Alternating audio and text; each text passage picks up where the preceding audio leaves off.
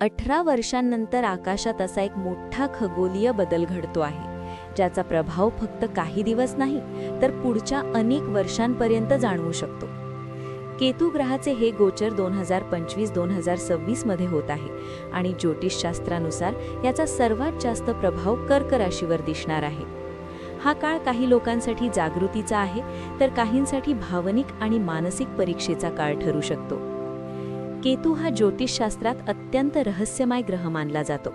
तो भौतिक स्वरूपात दिसत नाही, म्हणून त्याला छायाग्रह म्हटलं जातं. केतूचा संबंध मुख्यतः खालील गोष्टींशी आहे: भूतकाळातील कर्म, अध्यात्म आणि ध्यान, मोक्ष आणि वैराग्य, अचानक बदल आणि अनपेक्षित घटना.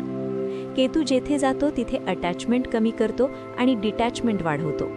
साधारणपणे केतू दर 18 महिन्यांनी राशी बदलतो, पण 18 वर्षांनंतरचा हा विशेष काळ दीर्घकालीन बदल घडवणारा मानला जातो. कर्क राशी चंद्राच्या अधिपत्याखाली येते, म्हणून ही रास अत्यंत भावनिक, संवेदनशील आणि कुटुंबाशी जोडलेली मानली जाते. केतूचा प्रभाव या राशीवर थोडा खोल आणि मानसिक स्वरूपाचा असेल. 1. मानसिक आणि भावनिक स्थिती. या काळात मनात अनेक प्रकारचे विचार येऊ शकतात. जुन्या आठवणी अचानक परत येऊ शकतात. भावनिक निर्णय घेणे कठीण होऊ शकते. मन अस्थिर किंवा बेचैन वाटू शकते. कधीकधी एकटेपणाची भावना वाढू शकते. पण ही स्थिती कायम राहणारी नाही. ही एक इनर क्लिन्झिंग फेज आहे, जिथे मन जुन्या गोष्टी सोडायला शिकते. ध्यान, योग आणि प्रार्थना खूप उपयोगी ठरतील. स्वतःला वेळ देणे आवश्यक आहे. 2. करिअर आणि नोकरीतील बदल. केतूचा प्रभाव कामाच्या क्षेत्रात अचानक बदल घडवू शकतो. नोकरीत अनपेक्षित ट्रान्सफर, नवीन जबाबदाऱ्या अचानक मिळणे, कामाच्या ठिकाणी कन्फ्युजन किंवा प्रेशर वाढणे, काहींना करिअर डिरेक्शन बदलण्याची संधी. हा काळ लर्निंग फेज आहे, पण स्टेबिलिटी नाही, म्हणून कोणताही मोठा निर्णय घाईने घेऊ नका. 3. आर्थिक स्थिती. आर्थिक बाबतीत हा काळ सावधगिरीचा आहे. अनावश्यक खर्च वाढू शकतो. जुने पैसे अडकू शकतात किंवा डिले होऊ शकतो. नवीन गुंतवणूक करताना काळजी घ्यावी, पण काही नवीन इन्कम सोर्सेस देखील उघडू शकतात. केतू शिकवतो की पैसा महत्त्वाचा आहे, पण अटॅचमेंट नाही. 4. आध्यात्मिक वाढ. केतूचा सर्वात मोठा प्रभाव म्हणजे अध्यात्म. ध्यान आणि स्पिरिच्युअल इंटरेस्ट वाढेल.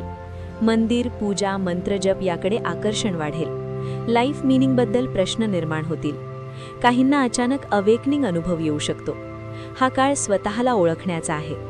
2026 हे वर्ष कर्क राशीसाठी पूर्ण ट्रान्सफॉर्मेशन इयर ठरू शकते. 1. जुनी नाती संपुष्टात येऊ शकतात. 2. नवीन लोक आयुष्यात येऊ शकतात. 3. इमोशनल मॅच्युरिटी वाढेल. 4. फायनान्शियल स्टेबिलिटी हळूहळू सुधारेल. 5. आत्मविश्वास वाढेल. हा काळ ब्रेकिंग फेज वाटू शकतो, पण त्यातूनच नवीन तुम्ही तयार होता. केतूचे नेगेटिव्ह इफेक्ट्स कमी करण्यासाठी काही सोपे उपाय. 1. दररोज ओम गण गणपतये नमः मंत्र जपा. 2. गणपती बाप्पाची मनापासून पूजा करा. 3. कुत्र्याला भाकरी किंवा बिस्किट खाऊ घाला. 4. गरिबांना अन्नदान करा. 5. शक्य असल्यास बुधवार किंवा शनिवार उपवास किंवा दान करा. 6. शांत राहणे आणि राग टाळणे अत्यंत महत्त्वाचे आहे. केतू ग्रह कधीही शिक्षा देण्यासाठी येत नाही, तो आपल्याला बदलण्यासाठी येतो. जर आपण या काळात संयम ठेवला, स्वतःला समजून घेतलं आणि योग्य मार्गावर राहिलो, तर हा काळ तुमच्या जीवनातील सर्वात मोठा ट्रान्सफॉर्मेशन फेज ठरू शकतो. कर्क राशीच्या लोकांनी घाबरायचं नाही, पण जागरूक राहायचं आहे. तुमची रास कर्क आहे का? कमेंटमध्ये नक्की लिहा. अशाच भविष्यवाणी व्हिडिओसाठी चॅनलला सबस्क्राईब करा.